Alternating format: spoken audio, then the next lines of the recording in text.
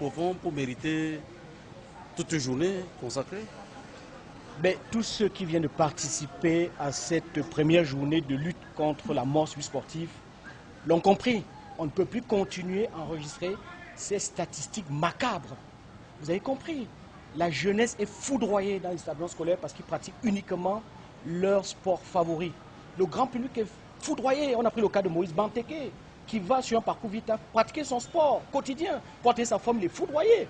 Et puis, on connaît des sportifs amateurs du 2-0, foudroyés d'ailleurs, dans cette ville de Douala qui nous accueille. Et je remercie vraiment toutes les autorités d'avoir fait le nécessaire. On a 2 sportifs du 2-0 qui ont été foudroyés en l'espace de 15 jours.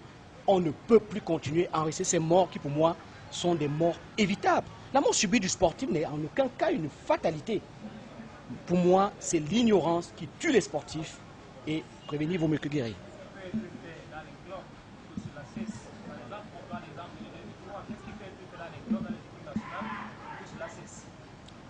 Beaucoup de choses doivent être faites. Je suis l'initiateur des 10 commandements. Apprenons ces 10 commandements du sportif dans les clubs. Que disent ces 10 commandements? Des choses très simples. Avant de pratiquer une activité sportive ou avant de reprendre l'activité sportive, c'est le premier commandement. Il faut déjà savoir si on a des facteurs de risque. Les facteurs de risque, c'est très simple. Si dans sa famille, on a peut-être eu quelqu'un qui a été victime d'une mort subite, on est à risque. Mais il n'y a pas que ça. Il faut aussi passer une visite médicale de contre-indication ou d'indication ou de validation de ce sport-là. Cette visite médicale permet, par exemple, aux jeunes filles qui souffrent d'anémie, qu'on puisse savoir que cette jeune fille-là souffre d'anémie, elle ne peut pas aller pratiquer son sport avec 8 grammes d'hémoglobine.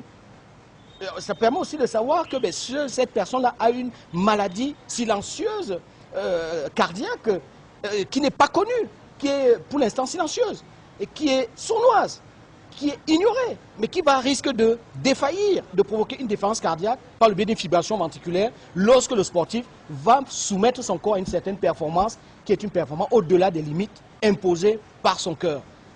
Il y a aussi le deuxième commandement, c'est très important de savoir ça, il faut les enseigner partout.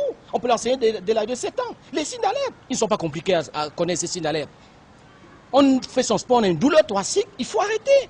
Moi je vois encore des gens qui font des malaises et qui se relèvent et qui vont repratiquer le sport alors qu'on aurait dû leur interdire de reprendre l'activité à partir du moment où ils ont fait mal. Le malaise fait partie de ces signes d'alerte, mais il n'y a pas que ça. Vous faites le sport et que vous avez un essoufflement anormal et inhabituel, il faut arrêter cette activité et consulter. Vous avez une sensation de palpitation, votre cœur qui tape très fort dans votre poitrine. Ce n'est pas le cas. Quand on fait le sport, il y a effectivement une tachycardie, mais c'est une tachycardie qui est physiologique. Vous allez avoir une accélération de votre fréquence cardiaque, c'est tout à fait normal. C'est une accélération d'ailleurs qui est tout à fait progressive. Mais lorsque vous avez subitement cette accélération qui est brutale et qui est insupportable, mais ça c'est des signaux, il faut arrêter. Beaucoup de sportifs meurent parce qu'ils n'écoutent pas les alertes. Beaucoup de sportifs meurent parce qu'ils ignorent les alertes. Il faut enseigner ça dans les établissements scolaires. Moi, je prêche pendant longtemps, depuis 2003, suite au décès de Marc Villien-Foué. Mais vous avez très bien compris, nous sommes au centre multifonctionnel de Bépanda. Nous avons plein de sportifs qui sont en train de pratiquer leur activité sportive. Vous n'avez pas vu un seul qui a décroché pour venir écouter ces messages de sensibilisation que nous sommes en train de passer.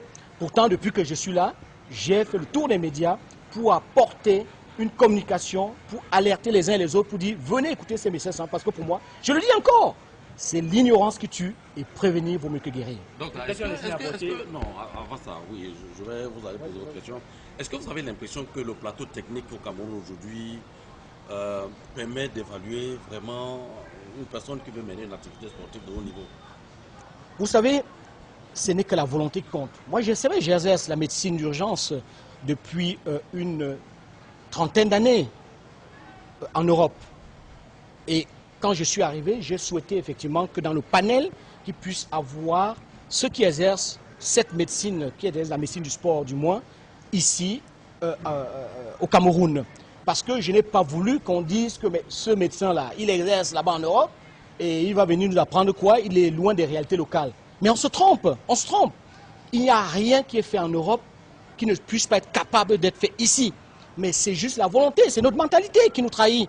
Nous avons une mentalité qui fait que nous ne voulons pas progresser, nous ne voulons pas évoluer, et nous continuons à ignorer les messages qui sont envoyés.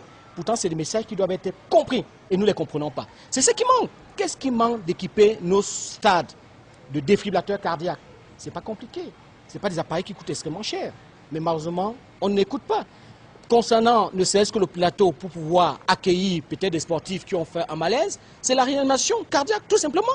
La réanimation cardiaque, c'est quoi? C'est un massage cardiaque. Tout le monde peut faire un massage cardiaque. Mais il faut apprendre les gestes qui sauvent. Ils ne sont pas compliqués, ils sont au nombre de 3. J'appelle, je masse, je défibrille. Qu'est-ce qui est si compliqué ça?